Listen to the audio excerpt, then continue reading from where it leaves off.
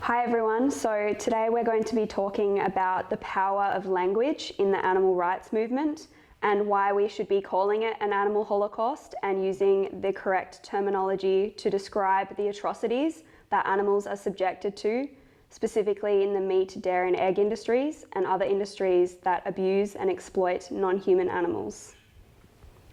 So we're here with Dim today, Tash, Peterson and myself. So, Dim, what do you think about using terms like Holocaust or rape or torture, murder, as well in regards to what non-human animals endure in the industries? Yeah, so when I first went vegan, I was quite hesitant to use those terms just because the backlash that I was getting every time that I would speak about what was happening to animals. I would use the word rape to describe what happens to dairy cows. I would call what the situation that animals are going through a holocaust, and I was too worried about offending people back then. But now, as I've been inside these farms and inside these slaughterhouses and seen what happens to these animals on such a large scale, I think that the terminology fits perfectly fine. It is a holocaust. It's a mass slaughter of innocent animals. If you were to change, grab the animals out of these farms and grab the animals out of these slaughterhouses and put humans there, what would you have? You would have the slaughter of, innocent animals, which is a holocaust. Yeah, it's simple as that. Yeah, I think that the terminology fits perfectly fine. I think that it might shock some people, but it is what it is. Do you know what I mean? Why are we using these euphemisms like artificial insemination to describe rape, where we're forcibly impregnating animals against their will in the dairy industry? We should be calling it that. Exactly, because if they were humans, no one would have an issue with calling it rape or a holocaust or murder, and the only reason people are having an issue with it is because of our ingrained anthropocentrism. Yeah. Well, it's interesting because we have beloved pets, dogs, cats, I've got a bunny, and we view them as part of the family. I don't know about other people, but I feel like after a while you don't even view them as another or as a different animal. They really just are their own personality and they're part of the family. So, of course, that anyone, if that happened to their beloved pet, they would want it to be called rape. They would want it to be called murder, torture, a holocaust. But because we're not seeing these animals and they're locked away behind big jail-like facilities, we can't even grant them that basic right. Yep. Even to get that label, because we view them as stock. They are called livestock in the industry. That's slavery. Do you know what I mean? A lot of people get offended by using the word slavery to describe what happens to animals. And I asked people then, well, are the animals free? Are they able to leave these farms and slaughterhouses? No, they're stuck there against their will. So if that's not slavery, then show what your definition of slavery is. Then is it only to describe what happens to humans, or why can't we use animals?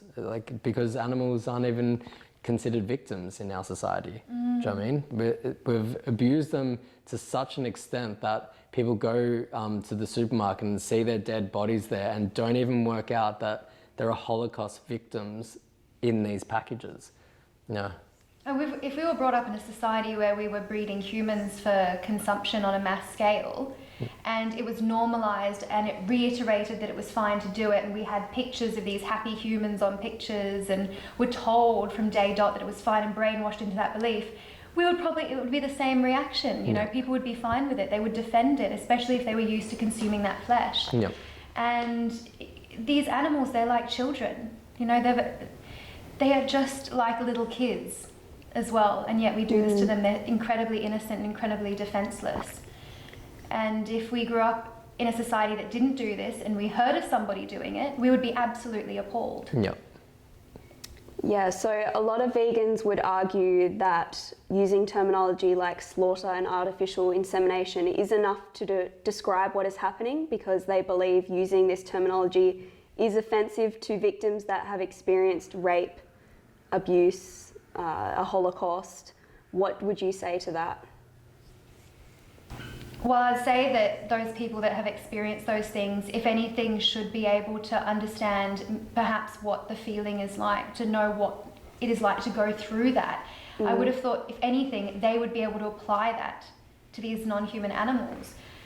Because if we see someone abusing a dog, we would try and stop it. We'd be very, very upset, and we would be able to empathize with the dog. But because, once again, we don't see them and they're hidden, we just can't empathize with it. And what I find when people claim that they're offended by that, by these words, and that it triggers them, what I see actually going on is that they cannot stand the idea of themselves being a perpetrator of the same act that they were a victim to, and so they push that victim mentality, and they push this idea that they're the victim, no one else could possibly be a victim. Yeah, people, what I'm finding is people are focusing on the word, but not actually focusing on the action that's actually taking place. Because if they focused on the action and they could see the truth of what's actually happening to these animals, then we wouldn't even be discussing whether or not we could use the word rape or use the word Holocaust or any of these other terms like murder. Like, you're killing the animals against their will. They do not want to die. That's murder.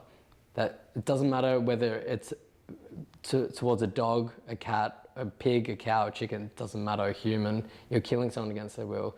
If you forcibly impregnate someone against their will, you can call it artificial insemination if you want, but that's just another euphemism. It's rape. Do you know what I mean? The action is what is important, not the word. But we should be able to use these words, these powerful words, to describe what's happening to animals, especially Holocaust. So Holocaust is a mass slaughter. You know, if 8 billion animals killed every single day, including fish, there's 8 billion animals every single day that are being killed. If that is not a mass slaughter, you know, then what is? The interesting thing I find, especially with the word Holocaust, is the etymology of the word actually comes from sacrificing animals. Yeah, and burning them. And Yeah, so what do you do every time you buy meat? What do? You can call it cooking them, but you're burning their flesh. And that's where the definition came from.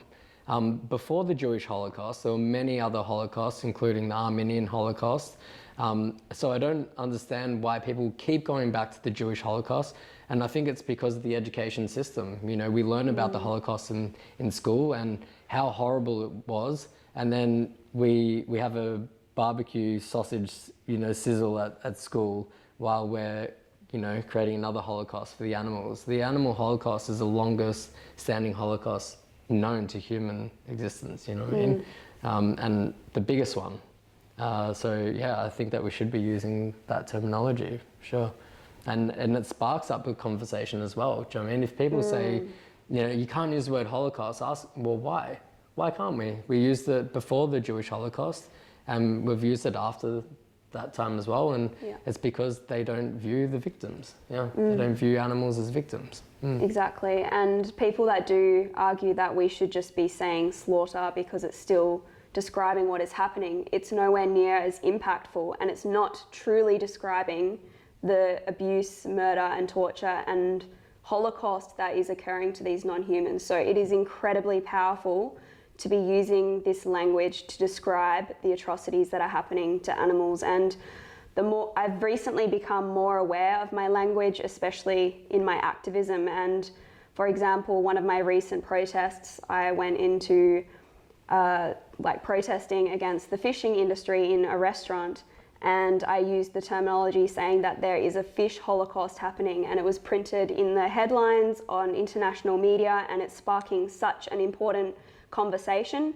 If I had have said the fish slaughter, it would not have been anywhere near as impactful. So we really do need to be using this terminology to make people realise that this is the largest injustice in history. Yeah, and for those out there that think, you know, oh, but you can't offend people. People will be offended by you even mentioning the fact that animals are killed. You could say animals are slaughtered and they'll still be offended. You say the word vegan and they have a breakdown. Yeah, like you could say, you could say that I cooked a vegan schnitzel tonight, or vegan pizza, or vegan burger, and people will be offended by that. You will offend people regardless of what you're going to say. There is always going to be someone out there that's offended, but when we should be speaking the truth for the animals, like as if it was us in their position. Would you want to be using the word slaughter, or would you want to be using the word murder if someone was coming at you with a knife against your will?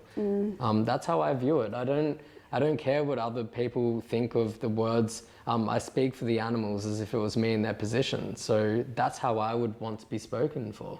I agree. Why do you think people get so upset even just hearing the word vegan? Because it's just pointing out their own hypocrisy, and it's making them realize that they are, if they're not vegan, they're contributing to this Holocaust and that they're animal abusers. So yeah, veganism is rapidly increasing, so it's becoming quite mainstream now, and a lot of people are aware of what is going on thanks to activists exposing footage and taking direct action. And so a lot of people already know that they are contributing to an injustice. So when they hear the word vegan, they are extremely triggered. And I find when I'm using the terminology, they are incredibly triggered. For example, even I've been using this like slogan for a long time now. It's, if you're not vegan, you are an animal abuser, and people are so incredibly triggered by that. But I think we should be calling non-vegans animal abusers and holding them accountable to the animal abuse that they're contributing to. Yeah, exactly. Like if you were to kick a dog, people would say that that was animal abuse. If you were to kick a pig, you would call that animal abuse. So if the simple act of kicking an animal is abusing them, then wouldn't stabbing them in the throat and ending their life completely be abuse? Yeah, of course it is. Like it's as simple as that. If a kick is abuse, then slamming piglets against the concrete, stealing babies from mothers in the dairy industry, all of those things must be abuse. Yeah, so that it obviously triggers them because it points out the hypocrisy that people have. People want to claim that they're not animal abusers, that they're against animal cruelty, but then they pay for animal abuse every time they buy meat, dairy and eggs. And so vegans are usually hated or, triggered. We're triggering people because of that. We're making them look within and say, wait a second, you say that you're against animal cruelty, but you're paying for this to happen. And obviously it triggers people. People don't like to be called hypocrites or animal abusers or any other term like that. But the truth is the truth. Yeah. And that's why a lot of people do get confused as to taking this more direct approach, because they're seeing a lot of aggression and people getting triggered. For example, disruptive protesting or using this accurate terminology to describe the animal Holocaust. But this is a really good thing. This aggression and resistance is exactly how social change works, and it has been proven throughout history. Some people would argue that we should take a more loving and peaceful approach to our activism and be kind and gentle and not call non-vegans animal abusers. What are your thoughts on that? Look, I've tried that approach. I've been an animal rights activist now for 7 years. I tried to be calm and, be loving to people, but that didn't work. It might have worked for a couple of people that were really animal lovers, but the rest of them, they were still getting triggered, they were still getting angry at me, telling me that I was pushing my beliefs on everyone. So, and then now that I say it for what it is, it's an animal holocaust, you're raping animals, you're abusing animals, and it's getting more conversation going. I'm seeing the videos or the posts that I share on social media, they're way more shares, way more people are seeing this content because it gets people questioning their own beliefs and everything that they're being taught. I don't know. Well, it gets non-vegans very engaged because Yeah. if they're triggered by the word vegan, they're going to be exceptionally triggered by the word Holocaust. But what I find interesting is I think most of them don't really give a flying fuck about the term Holocaust. They're actually grabbing it and using it as an excuse to defend the animal abuse that they participate in. That's it. They're going, oh, how can you say that? Minority groups, vulnerable people, immigrants. It's like, you don't actually care about any of them because you clearly don't really care about oppression in general. What you're doing is you're using them as an excuse, which I think is horrendous to do. Yeah, a lot of people do that. And also you'll see in the news, people, they'll say vegan terrorist, vegan militant, all these things, and they'll point the finger at vegans, but this has nothing to do with vegans. People like to say, oh, look at these vegans, they're extreme, they're using the word Holocaust and rape and murder. But once again, the victims, the animals, don't get any spotlight whatsoever. It's always vegans doing this and triggering people. But the animals, we never get shown how the animals are in these farms.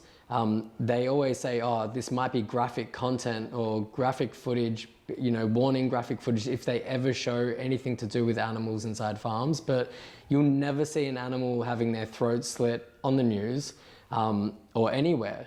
It's the investigators and the vegans that are putting that out into the public, and that's why we're viewed as extreme. But what's extreme? Showing the abuse that's happening to animals or paying for it to happen. And I think that the attention shouldn't be on the words that vegans are using or on vegans. It should be on the animals, the actual victims that are actually going through this Holocaust and being raped and being murdered. But they never get the spotlight. It's always vegans, you know? Yeah.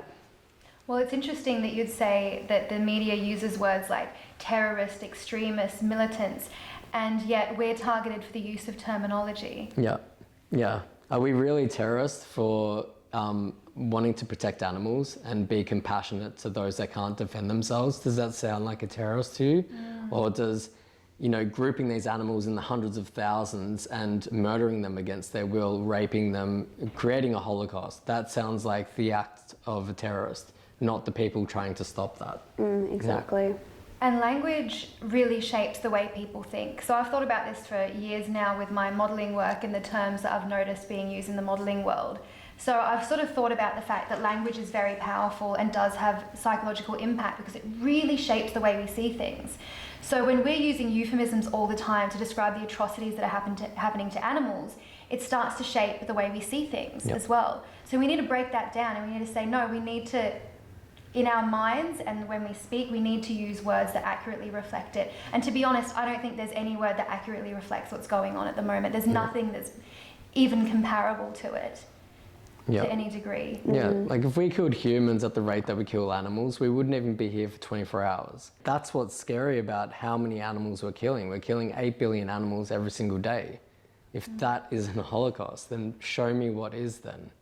I mean, 6 million Jews were killed that they say over that period of time. We kill animals, like before this video ends, that many animals would be killed, if not so many more. And the only reason people get so upset at hearing the word, you know, Jewish Holocaust and things and thinking about that is because people are so anthropocentric. They're very, they think that only humans seem to experience pain and suffering. You know, they've got this human supremacy going on. Yeah.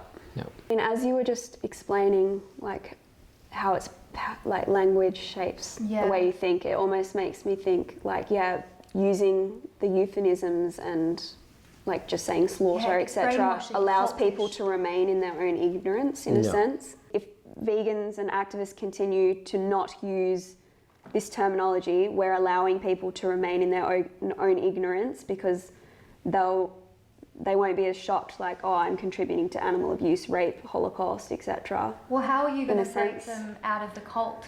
You know, they're in a cult, essentially. They're feasting on the flesh of sacrificed beings for their pleasure every single day. If that's not cult-like behaviour, I don't know what is. And in order for someone to sort of realise that they've been trapped in this religion, per se, is to really shock them a little bit. And if that means that, I'm sorry, you're going to get offended at certain terminology we use because it really shakes the foundation of the mental state that you've been imprinted with, so be it. You know? It's like you need to wake up out of the cult and fucking leave it. You know, we've all left it. And it honestly, you see the world so differently. And I can't believe that for so many years that I was fooled by that.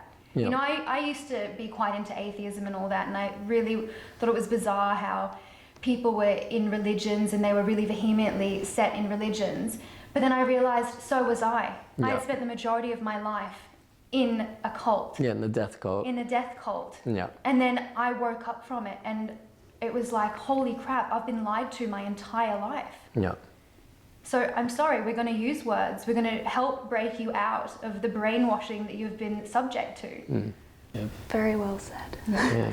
So use words, use them wisely, use them accurately, and don't be afraid to offend because we're continuously offended. You know, the animals, the word offended is not even going to it's not even accurate. The animals are subjected to torture that we wouldn't even be able to wrap our minds around.